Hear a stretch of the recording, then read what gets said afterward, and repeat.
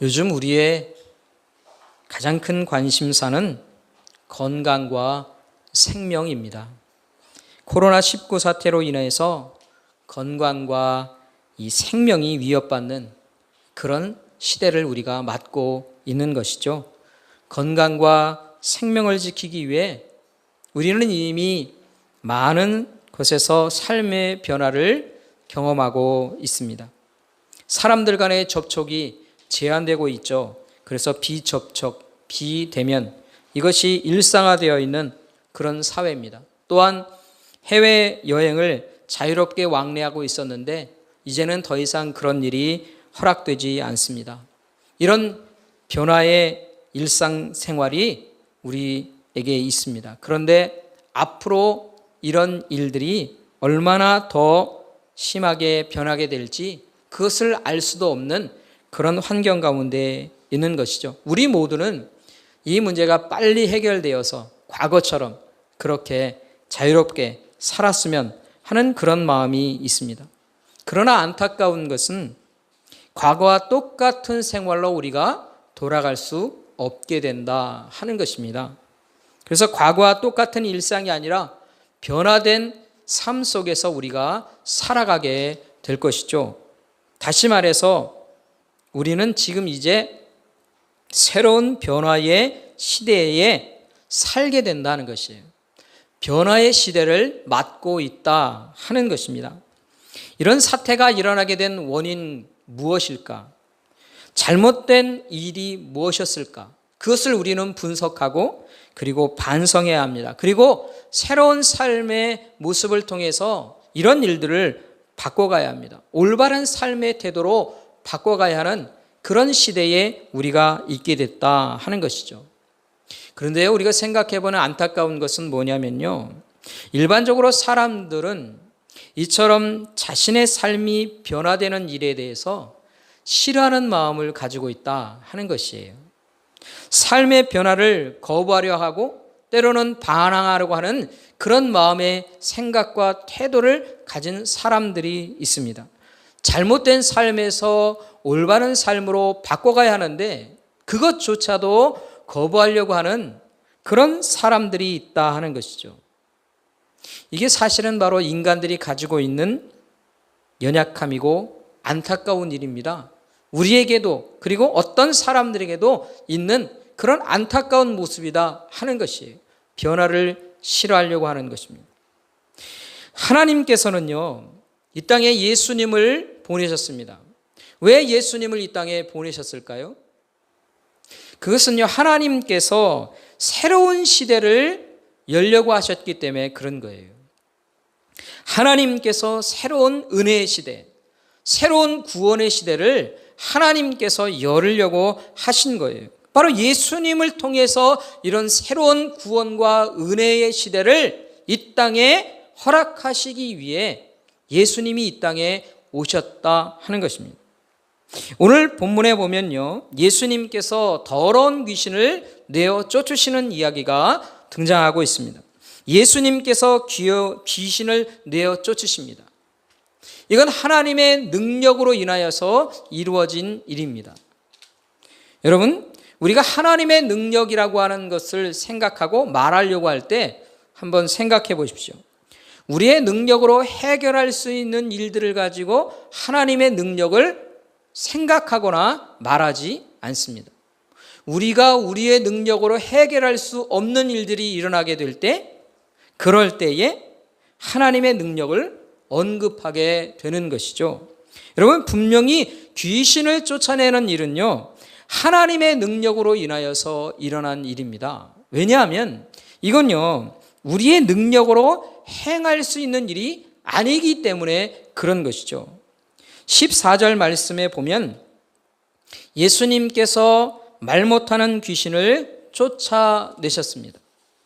그래서 이 말 못하는 사람이 다시 말을 하게 된 그런 이야기입니다. 어찌 보면 아주 단순한 이야기 같습니다. 그런데 이 이야기가 사실은 단순하지가 않은 것이에요. 왜냐하면 인간의 능력으로 할 수 없는 하나님의 능력이 나타난 것입니다. 예수님께서 하나님의 능력으로 구원하고 은혜를 베푸시는 새로운 일들을 이루신 그런 일이기 때문에 그런 것이죠. 여러분, 이 사람들이 귀신에 의해서 당하게 되는 일들, 이게 간단한 이야기 같지만 참으로 어렵고 힘겨운 일입니다. 여러분, 귀신에 의해서 고통당하는 사람들이 얼마나 고통스럽고 비참한 일인지를 우리는 잘 알아야 합니다. 그것을 잘 알게 하는 것이 마가복음 5장에 나오는데요, 거라사의 광일에 대한 이야기가 소개되고 있습니다. 마가복음 5장 3절부터 5절의 말씀을 우리 같이 한번 생각해 보려고 합니다. 제가 한번 읽어 보겠습니다. 마가복음 5장 3절부터 5절은 이렇게 말합니다. 그 사람은 무덤 사이에 거처하는데 이제는 아무도 그를 쇠사슬로도 맬 수 없게 되었으니 이는 여러 번 고랑과 쇠사슬에 매었어도 쇠사슬을 끊고 고랑을 깨뜨렸습니다. 그리하여 아무도 그를 제어할 힘이 없는지라 밤낮 무덤 사이에서나 산에서나 늘 소리 지르며 돌로 자기의 몸을 해치고 있었더라. 여러분, 이게 귀신에 의해서 고통당하는 사람의 모습이었습니다. 이 사람이 거하는 곳은 무덤 사이였어요. 무덤 사이에서 자고 생활한다 하는 것입니다. 이 말을 다른 말로 표현해 보면요, 사실은 그가 이웃들과도 그리고 가족들과도 떨어져 살았다, 단절된 삶을 살고 있다 하는 것이에요. 뿐만 아니라 사람들이 그를 고랑이나 쇠사슬로 매려고 합니다.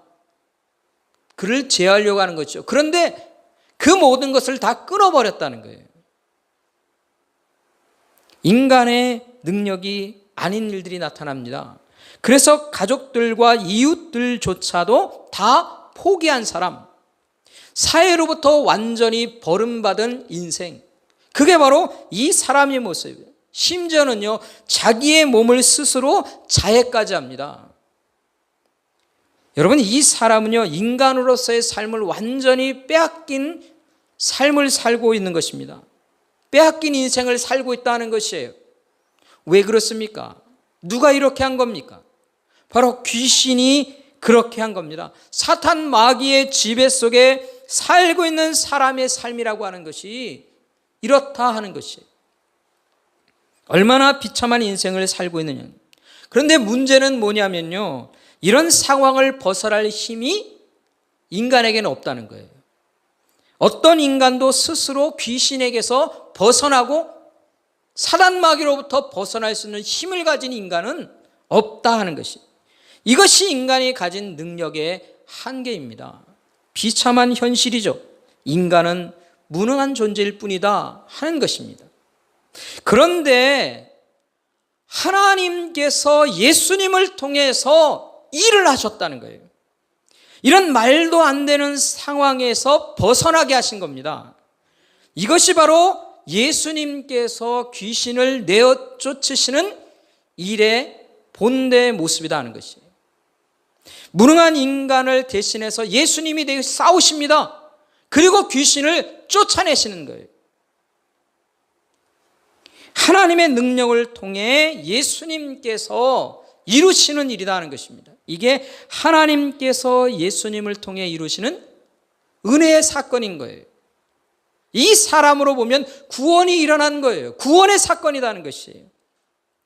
그래서 하나님께서 은혜를 베푸시고 구원을 이루시는, 구원을 허락하시는 그런 새로운 시대를 여시는 거예요. 바로 하나님이 예수님을 통해 이 땅에 이루신 일이라는 것이에요. 자, 이것을 예수님께서 오늘 본문 20절 말씀에서 어떻게 설명하시는가를 한번 우리가 살펴볼 수 있습니다. 20절 말씀을 우리 다 같이 한번 읽어보도록 하겠습니다. 함께 하겠습니다. 내가 만일 하나님의 손을 힘입어 귀신을 쫓아낸다면 하나님의 나라가 이미 너희에게 임하였느니라. 이 하나님의 손이라고 하는 말을 우리가 하나님의 능력이라고 하는 말로 바꿔서 읽을 수도 있는 거예요. 그러니까 하나님의 능력을 힘입어서 귀신을 쫓아낸다면 무엇가? 하나님의 나라가 이미 임했다라고 말씀하시는 거예요. 여러분, 하나님께서 구원을 주시는 나라, 은혜로 입혀주시는 나라, 그게 바로 하나님의 나라입니다. 그 하나님의 나라가 시작됐다는 거예요. 누구를 통해? 예수님을 통해 시작된 것입니다. 그래서 예수님을 통해 시작된 이 하나님의 나라는 우리에게 은혜의 나라이며 구원의 나라인 것입니다. 그런데 안타까운 것은요, 이런 하나님의 나라를 거부하는 자들이 이곳에 있다는 것이에요. 하나님께서 예수님을 통해서 귀신을 쫓아내십니다. 예수님께서 귀신을 쫓아내시는 놀라운 은혜와 구원을 허락하시는데 그것을 보고 그들이 뭐라고 표현하느냐? 바알세불이라고 하는, 즉 다른 귀신의 우두머리에 힘을 빌어서 예수님이 지금 현재 귀신을 쫓아냈다는 거예요. 심지어 16절 말씀에서는요, 예수님을 시험하여 하늘로부터 오는 표적을 구했다. 예수님께서 지금 귀신을 내어 쫓으시는데 이 예수님께서 귀신을 내어 쫓으시는 일이 하늘로부터, 즉 하나님께로부터 오는 일이 아니라는 거예요. 그렇기 때문에 진짜로 하나님으로부터 오는 그런 이적을 보여달라, 그렇게 말하고 있다는 거예요. 그걸 요구하고 있는 거예요. 여러분, 자신들이 하나님께로부터 온 것인지 아닌지를요, 판단하고 있습니다. 그리고 자신들의 입맛에 맞는 이적을, 자신들이 보고 싶은 이적을 좀 보여달라고 요구하기까지 한다는 것이에요. 여러분, 세상에 어떤 사람들이 하나님의 능력을 가지고 자신이 평가하고 그리고 원하는 대로 보여달라고 그렇게 요구할 수 있을까요? 어떤 사람이면 그렇습니까? 얼마만큼 높은 사람이면 이런 요구를 할 수 있겠느냐는 것이, 어떤 사람이 할 수 있을까요? 예? 바로 세상에서 가장 높은 사람, 즉 교만한 사람입니다. 어리석은 사람이에요. 여러분, 교만하고 어리석은 사람은요, 세상에서 자신을 가장 높은 곳에 세우는 사람이에요. 우리 시대는 가장 높은 사람 그러면 왕이 없으니까 대통령이라고 우리 표현할 수 있지만, 여러분, 대통령이라고 해서 자신을 가장 높은 자리에 스스로 올릴까요? 대통령이 아닙니다. 자기가 가장 높은 사람이라고 스스로 말하고 인정하는 사람, 이 교만하고 어리석은 사람이요, 이렇게 세상에서 가장 높은 사람이 되는 거죠. 그런데 예수님께서는요, 이런 어리석은 사람을 어떻게 할까요? 그런 사실은 하나님께로부터 무시당하는 사람이 될 수 있습니다. 하나님을 무시하고 하나님을 대적하는 사람은요, 하나님께서도 그들을 무시하시는 거예요. 그래서 그들에게 하나님의 나라를 허락하지 않으시는 겁니다. 여러분, 이 사람들은요, 바로 하나님께서 행하시는 일들을 받아들이지 않고 거부하며 교만하고 어리석은 태도를 가진 사람들입니다. 결국 그들에게는 이 하나님의 나라가 허락되지 않는 것이죠. 그런데 예수님께서는요, 이 어리석은 자들만이 아니라 그곳에 함께 있었던 사람들을 위해서 오늘 본문에 보는 또 다른 비유 한 가지를 말씀해 주셨어요. 그것이 우리가 읽은 24절부터 26절의 말씀입니다. 여러분, 이 말씀 속에서 우리가 한번 생각해 보면 이런 겁니다. 예수님을 통해서 귀신이 떠나갔습니다. 그 떠나간 삶을 살게 된 사람, 즉 은혜를 입은 사람이에요. 은혜를 입고 하나님으로부터 은혜 속에서 사는 사람이 되었습니다. 이런 은혜를 입은 사람인데도 불구하고 그들에게도 주의해야 할 일들이 있다 하는 것을 말씀하고 계신 것입니다. 은혜를 입고도요, 내 영혼의 집을 채우지 않고 살 때에, 그럴 때에 더 형편없는 인생을 살 수도 있다 하는 것을 예수님이 오늘 말씀하시는 겁니다. 이 귀신의 비유의 이야기는 바로 이런 것입니다. 그렇다면 우리는 어떻게 살아야 할까요? 우리는 어떻게 해야 이 청소된 집, 그 영혼의 집을 채우며 살 수 있을까? 예수님께서 말씀하신 것처럼 내 영혼이 제대로 채워지지 않으면 더 어려운 인생을 살게 될 것인데, 그렇다면 우리가 이 예수님께서 말씀하시는 것처럼 내 집이 채워진 인생으로 살기 위해 우리는 어떻게 살아야 하느냐 하는 것입니다. 그 방법이 뭘까요? 우리가 어떻게 살아야 내 영혼의 집을 채우는 인생을 살게 될까요? 그 방법이 무엇입니까? 오늘 주님께서 그것을 말씀하십니다. 바로 순종하는 삶을 살아야 한다는 것이에요. 28절 말씀 우리 같이 한번 함께 읽어볼까요? 다 같이 함께 읽어보겠습니다. 예수께서 이르시되 오히려 하나님의 말씀을 듣고 지키는 자가 복이 있느니라 하시니라. 여러분, 우리가 하나님 앞에서 순종하는 사람이 되면 어떤 삶을 살게 된다고 주님이 말씀하십니까? 하나님께서 복으로 채워주시는 인생을 살게 된다 하는 것이에요. 그게 바로 하나님께로부터 복을 얻는 자입니다. 하늘의 복으로 채워지는 삶을 살게 된다 하는 것이에요. 여러분, 우리가 하나님께로부터 복을 얻습니다. 그렇다면 하나님께로부터 복을 받는 것 중에 가장 큰 복, 이 하늘의 복이 뭘까요? 우리가 물론 하나님의 복으로 우리에게 채워지면 우리는 언제나 만족하고 기뻐하며 하나님께 영광을 돌릴 수 있는 영혼이 됩니다. 그런데 그런 많은 복들 중에서 가장 큰 복이라고 하는 것이 어떤 복일까? 물질적인 복일까요? 내 육체가 건강하고 강건해지며 장수하는 복일까요? 그것이 우리에게 가장 큰 복이 될 수 있을까요? 여러분, 우리가 좀 더 큰 복을 찾을 수 있습니다. 우리가 누릴 수 있는 가장 큰 복이 있습니다. 그게 뭔가? 바로 하나님께서 내 삶에 함께 해 주시는 거예요.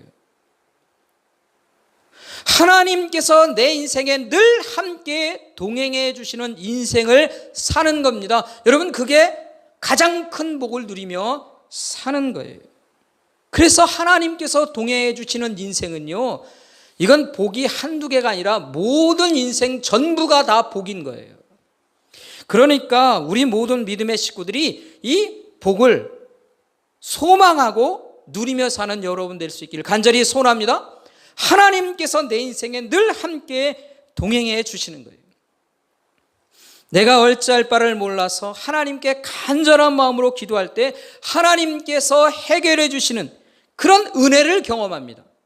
이게 하나님의 능력을 체험하는 거예요. 또 내가 불안하고 고민할 때 하나님을 찾고 간절히 구했을 때 하나님께서 내 마음에 찾아와 주십니다. 그리고 내게 말씀을 주시고 내게 음성을 허락해 주십니다. 내가 평안에 찾아오고 기쁨이 찾아옵니다. 위로하시는 하나님의 그 위로를 우리가 느끼며 살게 됩니다.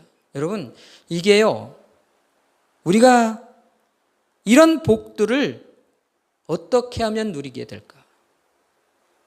이게 참으로 귀한 복인데 이런 복을 누가 누리게 되느냐? 때로는 우리가 예상하지 못하는 놀라운 성공을 거둘 수도 있습니다.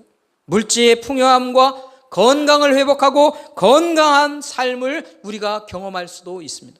여러분, 이게 다 누가 누리는 걸까요? 어떤 사람들에게 이런 복이 임하게 될까요? 바로 하나님과 동행하는 사람들에게 허락되는 복인 거예요. 하나님과 동행하는 인생들이 바로 이런 놀라운 일들을 인생 가운데 경험하며 사는 것입니다. 뿐만 아니라 여러 가지 인생의 어려움 속에서도 주님께서 함께 해주십니다. 영적인 힘을 공급받고 또 하나님께서 하늘로부터 내려주시는 것을 우리가 매일매일 경험하며 살게 됩니다. 이 모든 것들이 바로 하나님과 동행하는 영혼들이 누리는 것이다 하는 것입니다. 이런 하나님의 은혜들을 이 동행하는 사람들이 누리며 사는데, 그러니까 하나님과 동행하는 삶을 살게 되는 영혼이 가장 큰 복을 누리며 사는 것이다 하는 것입니다. 사랑하는 성도 여러분, 누가 이런 하나님과 동행하는 일을 이룰 수 있을까요? 어떤 사람들이 하나님과 동행하면서 하늘로부터 오는 복으로 충만하게 늘 채워지는 인생을 살게 되느냐 하는 것입니다. 어떤 사람들이 하나님께서 함께 동행하시는 이 복을 누리느냐 하는 것입니다. 바로 순종하는 사람입니다.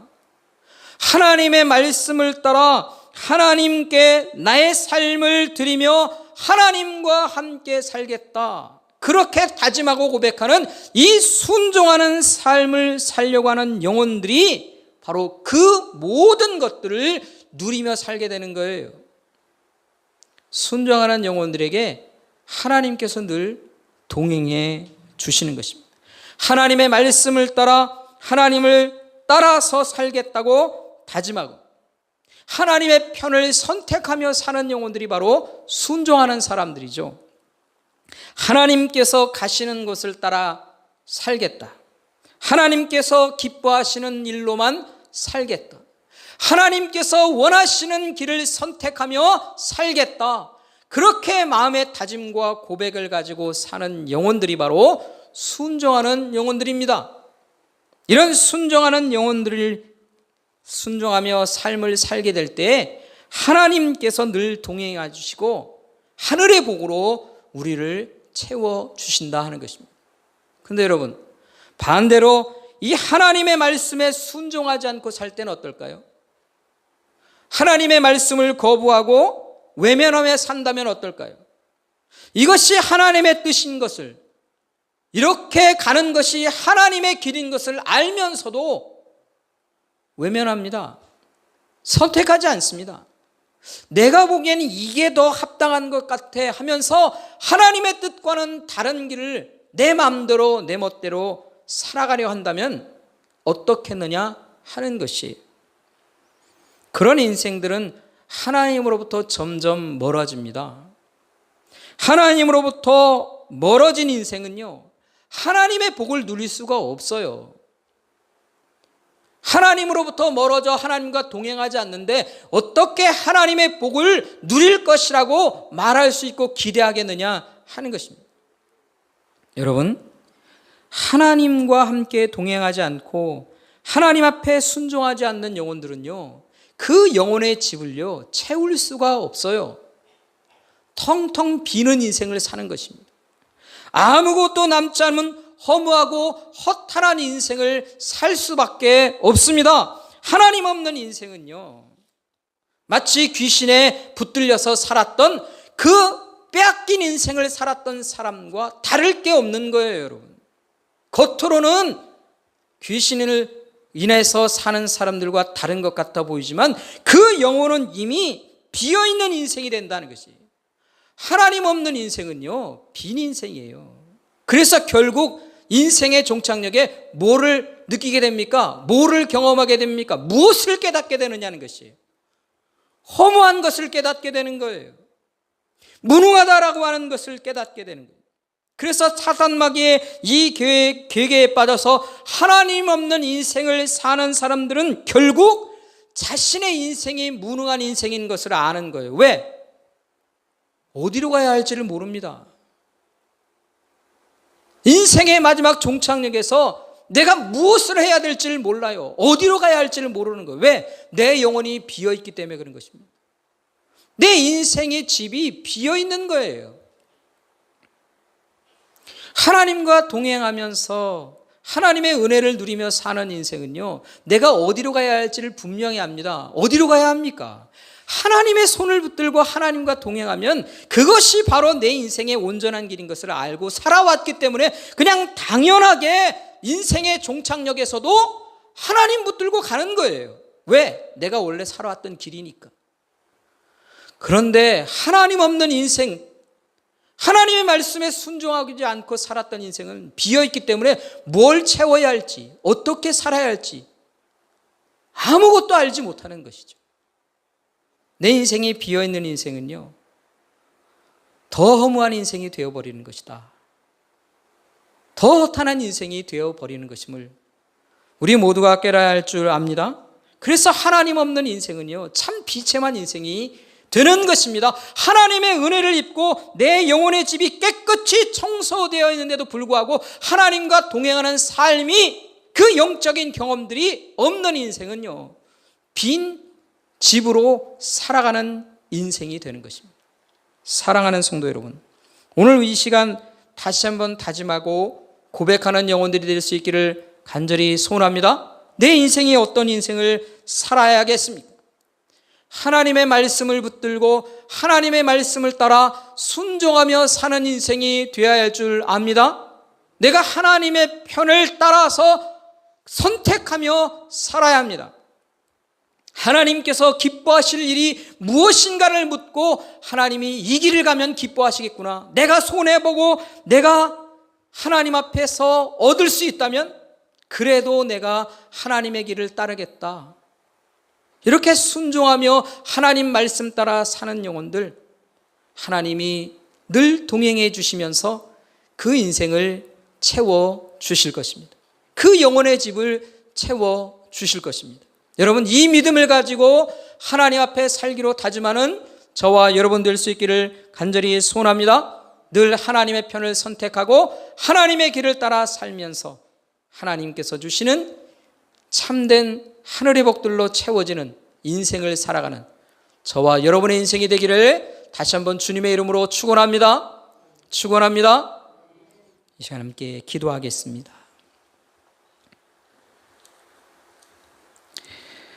하나님, 오늘 우리가 어떻게 살아야 할지를 깨닫게 하시고 알게 하시니 참 감사합니다. 오직 하나님만을 붙들고 하나님 말씀에 순종하는 인생이 되기를 소원합니다.